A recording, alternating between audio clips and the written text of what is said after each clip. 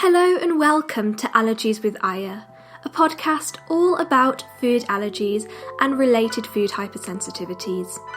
Growing up with food allergies, being a food allergy awareness advocate, studying and researching food allergies, and now working in the food hypersensitivity regulation field, and getting to interact with world-leading researchers and experts, I have developed a passion for understanding all aspects of food allergy and other food hypersensitivities. In this podcast, we will be taking a closer look at the science behind food hypersensitivity and dissect some of the misinformation we often read or hear about. We will also hear stories from people with lived experience. My aim is to create a scientifically curious community and to get you interested in the science behind food allergies and other food hypersensitivities.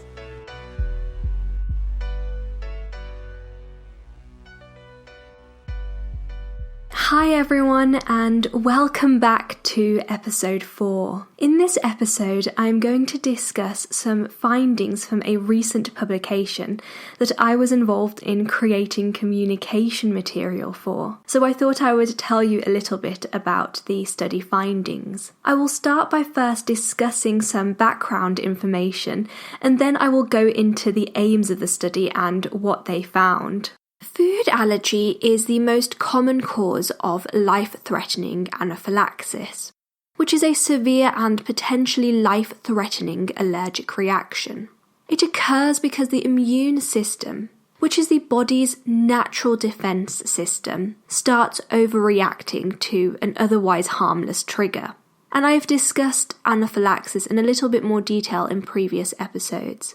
Now, there seems to be a global increase in hospital admissions related to anaphylaxis, but really why this is becoming a trend is currently unclear.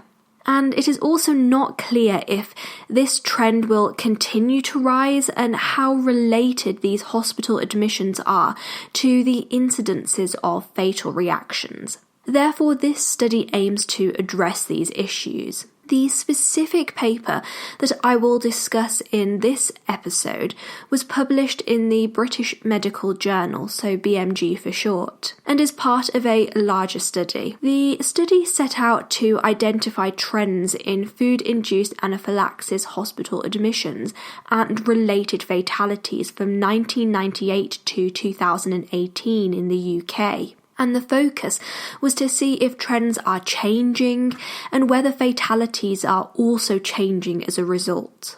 Understanding the trends in hospital admissions is really important to understanding who is most at risk of a severe allergic reaction and the circumstances surrounding severe allergic reactions. So, for example, what allergens are most commonly causing anaphylaxis. Now, a significant source of data on food allergy comes from hospital admissions, and anonymised hospital admission data from 1998 to 2018 that was coded under anaphylaxis in the UK as a whole, so this includes data from England, Scotland, Wales and Northern Ireland, was analysed. The differences in age, sex and food allergen causing anaphylaxis were all checked to see trends, and the distribution of non-food induced anaphylaxis versus food-induced anaphylaxis was also examined. So what did the study find? Well, the study actually confirmed the reports that food-related hospital admissions for anaphylaxis are on the rise. The study found that there was a significant rise in hospital admissions for food-induced anaphylaxis. Hospital admissions for food-induced anaphylaxis increased by 6% per year, or threefold, from 1998 to 2018. The study also found that the largest increase in hospital admissions related to food-induced anaphylaxis was observed in children younger than 15 years old. However, whilst the number being admitted to hospital for food-induced anaphylaxis increased, the case fatality rate, which refers to the fatalities as a percentage of hospital admissions, more than halved during this 20-year period. The case fatality rate actually dropped, so it dropped from 0.7 to 0.3% for food-induced anaphylaxis. So this means that despite the headlines giving the impressions that food-related anaphylaxis fatalities are increasing, the study found the opposite to be true. So overall, the number of deaths due to food-induced anaphylaxis is actually decreasing. The study identified that between 1998 and 2018, there were 152 fatalities due to food-induced anaphylaxis. Teenagers are generally considered to be at the highest risk of fatal reactions, and the study found that whilst this is true, the case fatality rate remains increased well into adulthood. The study also reported that cow's milk is increasingly becoming the culprit allergen causing the most fatal reactions, especially in school-aged children. And overall, a total of 66 deaths were due to food-induced anaphylaxis in children during this 20-year period. 26% of these deaths were caused by cow's milk, whilst 4% were caused by peanuts and 9% were caused by tree nuts. Now, one factor for this could be that whilst there is an increasing awareness amongst food businesses and the general public about the risks posed by peanuts and tree nuts, allergies, this is not necessarily the case for cow's milk. And so there is less awareness of the risks posed by cow's milk allergy. Furthermore, dairy foods are present widely in the Western diet, and cow's milk has relatively high protein content, so very low levels of exposure can be sufficient to cause reactions. Cow's milk can be present in many forms as well. So for example, it can be a powder, it can be a liquid, and it can be a solid in things like cheese. And this makes it much easier to spread around, resulting in increased chance of exposure. Now, allergen control is further complicated because the allergen is equally dispersed throughout the food product, as opposed to particulate contamination, which is often typical of things like nuts.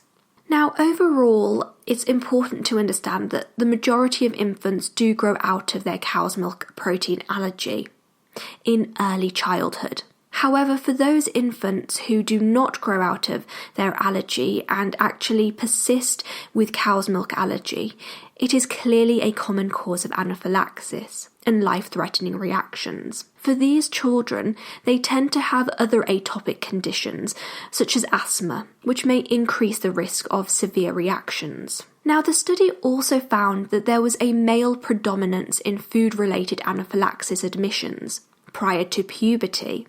However, that this was reversed from the age of 15 onwards. This is actually observed in many scientific studies that male infants and children are more affected by allergy-related conditions than girls. And often this trend shifts after puberty, so when more females are recorded with food allergy. A Norwegian study looking at severe anaphylaxis found that more females experienced anaphylaxis than males, but this was only true in teenagers and adults.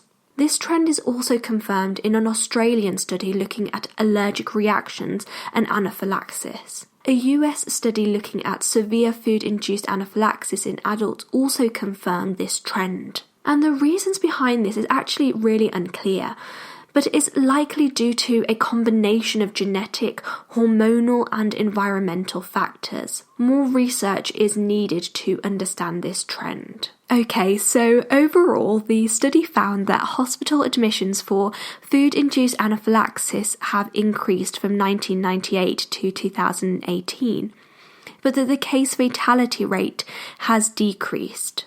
And in school-aged children, cow's milk is the most common cause of fatal anaphylaxis. I hope you enjoyed hearing all about this publication.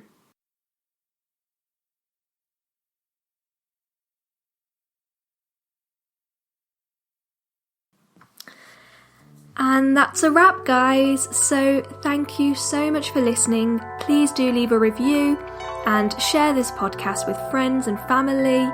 You can also follow me on social media, which will be provided in the show notes, as well as everything that was discussed today, with citations if appropriate, of course. Now, until next time, thank you so much for listening. Bye-bye now. Now, just a disclaimer that the information in this podcast is for information purposes only and is not intended to be used as medical advice. I am not a medical doctor, so I have never and will never give medical advice. You should always speak to a healthcare provider about your unique health needs. My opinions are entirely my own and do not reflect the organisation's opinions that I work for. Due to the nature of my work, I can sometimes have access to unpublished literature.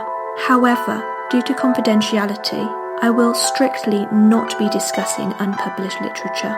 I only discuss findings from published literature in this podcast.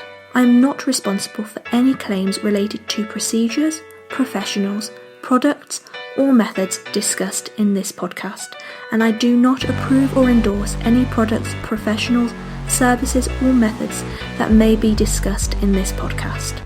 This podcast was written and produced by me, Ayawafi. Music was also produced by me, Ayawafi, using GarageBand.